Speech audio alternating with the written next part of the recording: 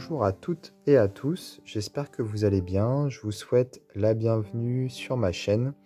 Alors aujourd'hui je suis ravi de vous retrouver pour vous présenter un jeu, un gros coup de cœur. Il s'agit du jeu Les Glyphes de Féor qui a été créé par Gabriel Leroy.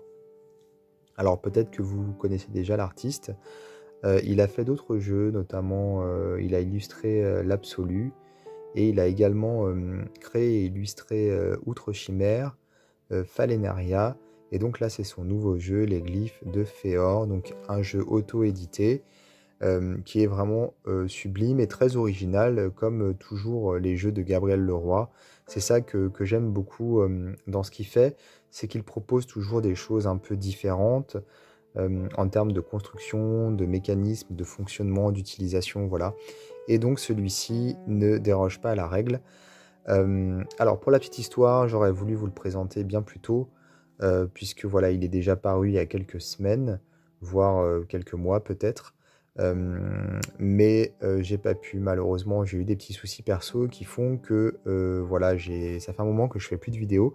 D'ailleurs, les vidéos que vous voyez sur ma chaîne que j'ai publiées ces derniers temps, ce sont des vidéos que j'avais déjà tournées, enfin enregistrées il y a quelques temps en arrière, parce que voilà, des fois ça m'arrive de faire des vidéos en avance. Donc c'est pour ça, voilà, si j'ai publié. Mais bon, là, cette vidéo, je viens juste de la tourner, et donc je vous le présente avec un petit peu de retard. Je suis vraiment désolé. En tout cas, pour ceux qui ne le connaissent pas, vous allez donc le découvrir avec moi. Il est absolument sublime. Et puis pour ceux qui le connaissent, vous allez peut-être le redécouvrir avec moi, tout simplement. Alors déjà la boîte. La boîte, comme vous pouvez le voir, elle est originale déjà par elle-même, de par son format, tout simplement. Je vais vous lire donc ce qui est écrit à l'arrière. À la fois oracle et objet poétique, mélange d'onirisme et de symbolisme, les glyphes de Féor composeront pour vous des messages sibylliens, des métaphores qui, selon vos pratiques, pourront vous guider, vous conseiller, prédire ou simplement vous inspirer. Chacune de ces cartes est une escapade inattendue à la lisière du merveilleux, une échappée sur les traces de la fée Féor qui jadis dissémina ses secrets dans la nature et dans le rêve. La boîte est donc super rigide et elle s'ouvre comme ceci par le haut. Voilà. Et on a ici en dessous donc des petits mots avec comme un animal qui serait caché sous la boîte.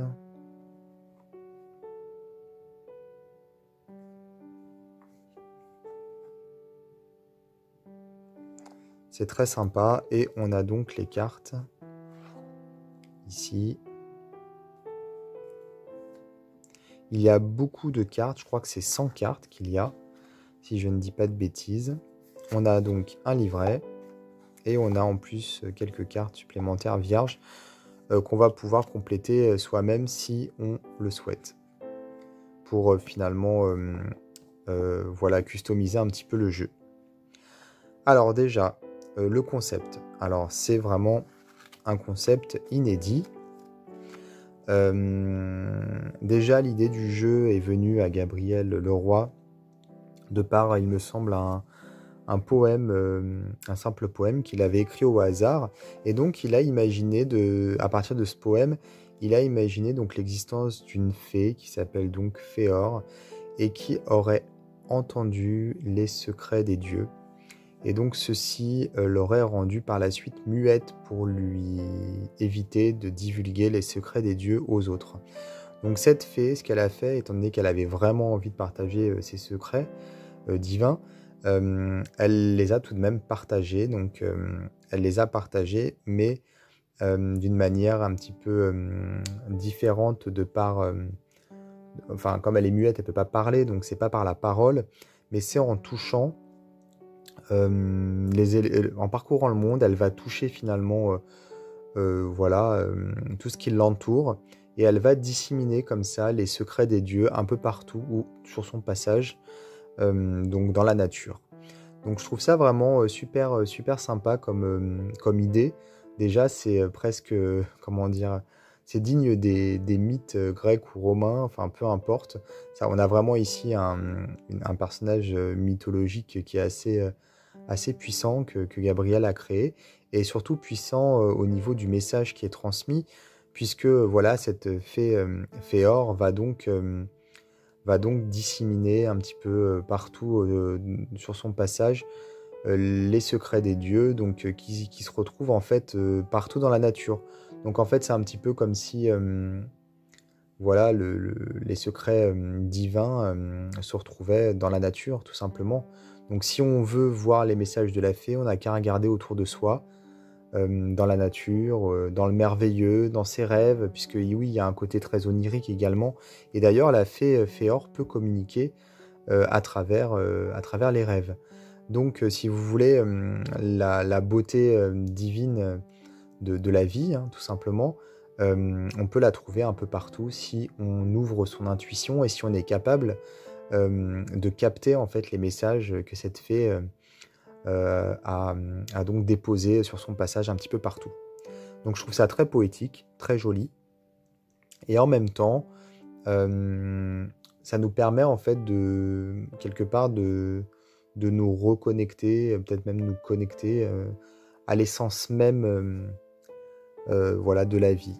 Je trouve ça vraiment sympa. Et vous allez voir, en plus, les cartes sont absolument sublimes pardon, comme déjà vous pouvez le constater avec cette première carte. Alors, il y a un travail de construction qui est très intéressant. Le tirage qui est proposé principalement, c'est un tirage à 5 cartes, parce que vous allez le voir rapidement, on va pouvoir composer des phrases avec 5 cartes. Voilà, vous voyez ici, il y a 5 lignes, et donc sur chaque carte, on va avoir 5 lignes. Et quand on fait un tirage à 5 cartes, on va commencer par la première ligne. Je vais vous montrer tout de suite d'ailleurs, hein, avec 5 cartes.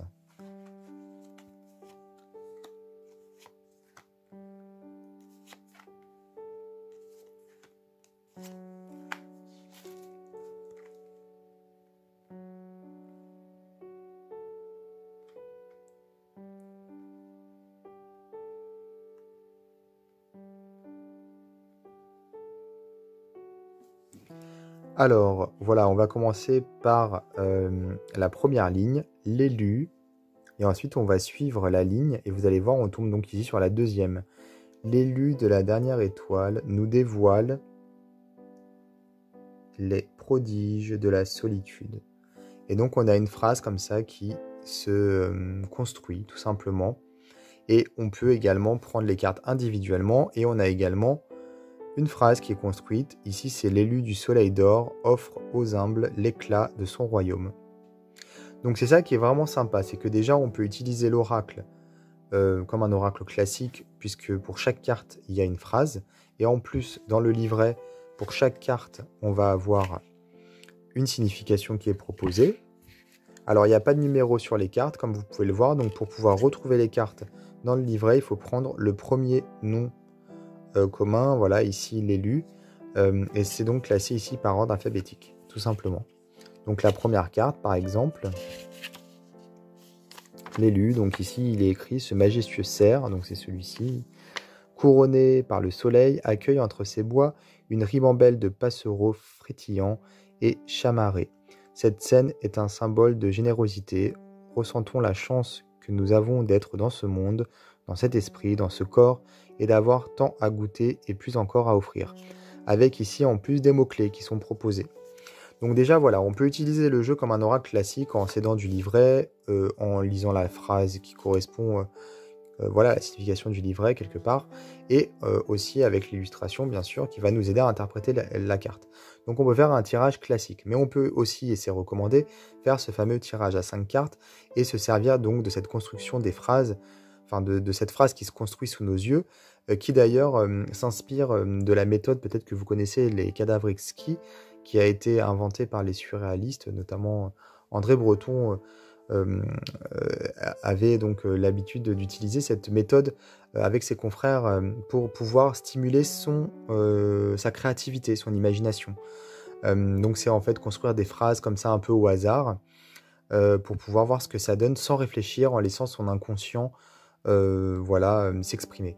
Donc là, en fait, c'est un petit peu la même idée donc, pour la construction du jeu. Donc Gabriel explique bien dans le livret qu'on va pouvoir, si on a du mal à comprendre la phrase, on peut aussi laisser venir en fait ce qui vient.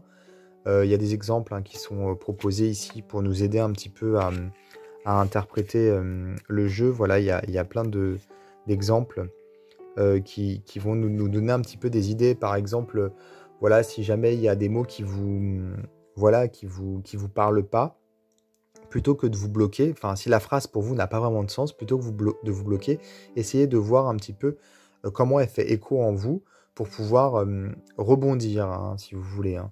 C'est un peu ça l'idée. Et également, si on la comprend pas, cette phrase, c'est pas très grave non plus. On peut aussi juste la laisser dans un coin de son esprit ou la noter et revenir plus tard dessus. En fait, l'idée, c'est vraiment ça, de se connecter, comment dire, de laisser en fait son inconscient parler, donc de se connecter à son intuition également. Le but, c'est vraiment de laisser venir en fait ce qui vient sans trop réfléchir. Il faut surtout pas intellectualiser le tirage, hein, mais de toute façon c'est valable pour tous les jeux, mais là encore moins. Faut pas essayer d'analyser, de comprendre, il faut laisser venir. Et donc ici, il y a vraiment cette idée de lâcher prise à travers ces phrases qui se construisent comme ça et qu'on accueille. C'est vraiment ça l'idée, accueillir. Accueillir sans analyser, sans juger et laisser les choses se faire naturellement. Donc comme je disais, on peut utiliser le jeu aussi comme un oracle classique, on peut se servir de ce tirage-là à 5 cartes. On peut ensuite construire ses propres cartes, ici, qui sont vierges. Donc, il a expliqué comment il faut faire. Voilà, il y a quand même, on va dire, une méthode à suivre. On n'écrit pas n'importe quoi, n'importe comment. Il faut commencer par un nom. Ensuite, je crois, enfin, c'est écrit dans le livret, il faut, comment dire, rajouter un complément. Voilà, une précision sur le sujet. En fait, c'est le sujet, voilà, donc plutôt un nom. Une précision sur le sujet dans la deuxième ligne. Dans la troisième ligne, c'est plutôt un verbe ou un groupe de verbes. Dans la quatrième ligne, c'est l'objet, sur quoi agit le sujet, donc. Et sur la cinquième ligne, on va avoir une précision sur l'objet. Donc en fait, il faut respecter finalement cette construction pour pouvoir faire ses propres cartes. Gabriel a donc construit toutes ces cartes qui individuellement ont un sens, puisque la phrase en fait reflète un sens par rapport à l'illustration. Et en plus, il s'est arrangé pour que, quelles que soient les combinaisons de cartes qui existent, donc il y a 100 cartes, donc ça fait vraiment beaucoup de combinaisons, hein, comme vous pouvez l'imaginer, elles peuvent aller dans tous les sens, enfin dans toutes les positions, on va dire, position 1, 2, 3, 4 ou 5, donc il faut que chacune des cartes puisse se combiner avec les autres, donc vous imaginez le travail, il faut quand même que c'est un sens, que ça ne soit pas complètement abruti, quoi, on va dire, donc il a vraiment bossé là-dessus, donc c'est vraiment un travail super conséquent, sans parler effectivement de la beauté des cartes. Alors, comme vous pouvez le voir ici, je pense que les premières cartes dans le jeu sont assez représentatives. On a certaines cartes qui ont quelque part leur complément, j'ai envie de dire. Donc, il y a des cartes complémentaires qui, c'est pas des opposés, c'est vraiment des cartes complémentaires, vous voyez, comme ces deux-là, qui, quelque part, il y a quand même un effet miroir, puisque c'est un peu le même sujet qui est représenté, mais de manière complémentaire. Voilà. Ici aussi, hein, on peut le voir avec ces deux cartes. Mais ce n'est pas toutes les cartes. Il y en a d'autres comme celle-ci qui n'a pas de cartes complémentaires. Donc c'est valable seulement pour certaines cartes. Il a essayé de faire un maximum de... Comment dire? Il a essayé de proposer un maximum de possibilités avec 100 cartes. Hein, c'est énorme, 100 cartes.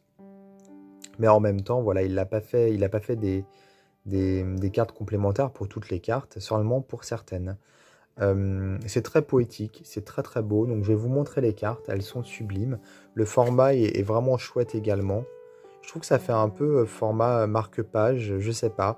Il y a un côté, je sais pas si c'est voulu, mais ça fait très toujours poétique. On est dans l'écriture, dans la lecture, dans le côté littéraire. J'aime beaucoup le format allongé. Les cartes sont très belles. Alors, il me semble que ce sont des collages, des photographies même, enfin des collages de photographies qui ont ensuite été retouchés, si j'ai tout bien compris. Et donc, ça donne voilà, des cartes sublimes. Absolument sublimes, hein, mais comme toujours, hein, les cartes, enfin les illustrations, le travail de Gabriel Leroy est toujours de qualité. Alors, les cartes d'ailleurs sont de bonne qualité, elles sont épaisses. Le dos, voilà, très joli. On retrouve l'idée ici. Et je vais donc vous les montrer. N'hésitez pas à mettre pause si vous voulez lire les phrases. Hein, parce que il y a beaucoup de cartes, donc je ne vais pas m'arrêter sur chacune d'elles longtemps. Hein, donc n'hésitez pas à mettre pause. Alors je ne sais pas si je l'ai dit au début de la vidéo, mais j'ai déjà présenté les autres jeux, enfin auparavant, de Gabriel Leroy. Je vais les mettre dans la description de ma vidéo. Donc c'est-à-dire que je vais mettre les liens vers mes vidéos de ces autres jeux. Comme ça, si vous ne les connaissez pas, vous pourrez les découvrir également en cliquant sur les liens. Je vais mettre également la boutique en ligne de Gabriel Leroy dans la description de ma vidéo. Comme ça, vous pourrez également cliquer et commander ce jeu ou les autres, peu importe. Et donc, comme je disais, on a donc ces cartes vierges qui sont, il y en a 5 qui sont proposées dans qui sont incluses plutôt dans le coffret ici. Mais si on veut, on peut en commander, je crois que c'est une vingtaine en plus, pour à peine 2 €. Voilà, donc ça vaut le coup. Et d'ailleurs, le prix du jeu est vraiment super intéressant. 20 et quelques euros pour un jeu de cette qualité-là, cette construction, tout ce travail, et en plus sans carte. Donc franchement, c'est un très bon prix.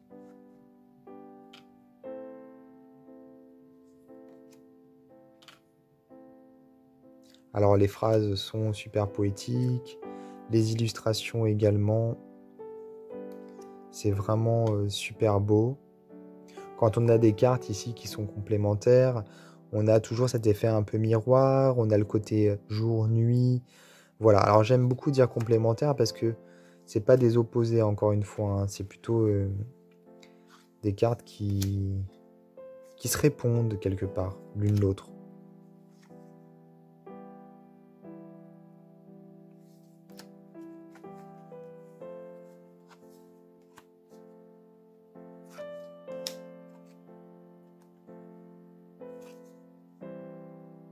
C'est vraiment super beau.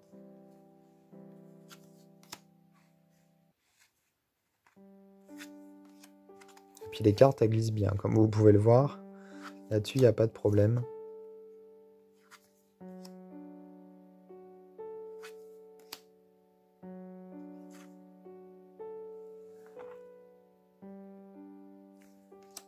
Il y a beaucoup de mouvements dans les illustrations. Et même quand il n'y en a pas, il y en a quand même. Je ne sais pas comment expliquer ça. Mais c'est-à-dire que même si les personnages sont posent, quoi, sont figés, on va dire, allongés, assis, n'importe, il y a toujours du mouvement de par la végétation. On sentirait presque le vent léger qui circule. On sentirait aussi voilà, la chaleur du soleil. Il y a toujours quelque chose, je sais pas comment l'expliquer, mais c'est toujours le cas avec les jeux de Gabriel Leroy. Je pense qu'il y a une authenticité de sa part. Enfin, c'est tellement, ouais, il y a un message fort et on sent qu'il s'est beaucoup investi. À chaque fois, il s'investit beaucoup. Et les cartes sont vivantes. Enfin, c'est un peu bizarre de dire ça, mais on a l'impression qu'elles sont vivantes. Que ce soit par le mouvement, que ce soit par la lumière, la froideur même de certaines cartes ou la chaleur de certaines cartes, peu importe, on a vraiment ce sentiment que le jeu est vivant, c'est-à-dire qu'il a une âme et on le ressent vraiment quand on utilise les cartes. Hein. On ressent en fait cette âme l'âme de ce jeu. Voilà.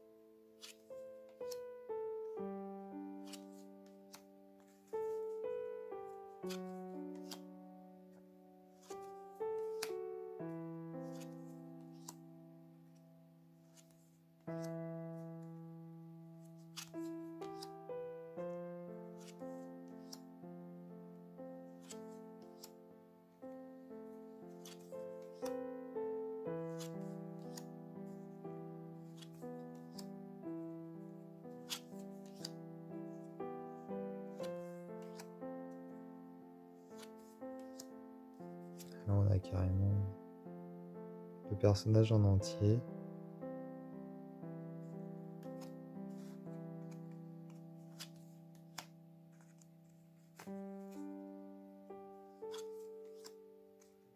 Ça me fait penser aux jeux vidéo Zelda parfois, pour certaines illustrations. Je ne sais pas si ça l'a inspiré ou pas, mais celle-ci, je trouve que ça fait très Zelda, Twilight Princess, le jeu vidéo.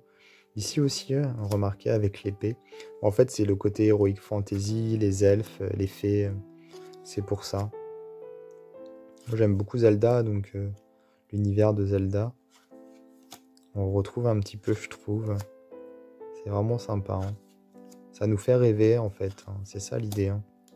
On a comme une épopée ici. On imagine cette fée qui parcourt le monde et qui donc rencontre tout un tas de personnages avec lesquels elle va sympathiser, ou non d'ailleurs.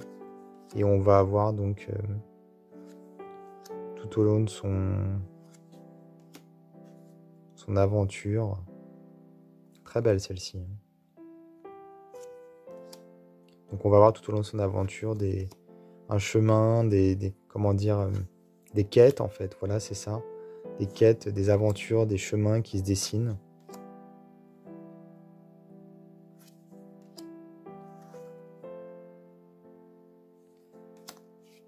Donc voilà pour ce sublime jeu. Franchement, j'adore. Donc les glyphes de Féor. Donc créé et illustré par Gabriel Leroy. Voilà, donc j'espère que ma vidéo vous aura plu, que le jeu surtout vous a plu. N'hésitez pas donc à regarder donc la description de la vidéo, tout simplement. Vous aurez donc le lien vers la boutique, vous aurez les liens vers mes vidéos également de ces autres jeux. Et je vous invite à vous abonner à ma chaîne, à activer les notifications, à commenter, à partager, à liker, voilà. À faire vivre ma chaîne tout simplement. Et je vous dis à très bientôt pour d'autres vidéos.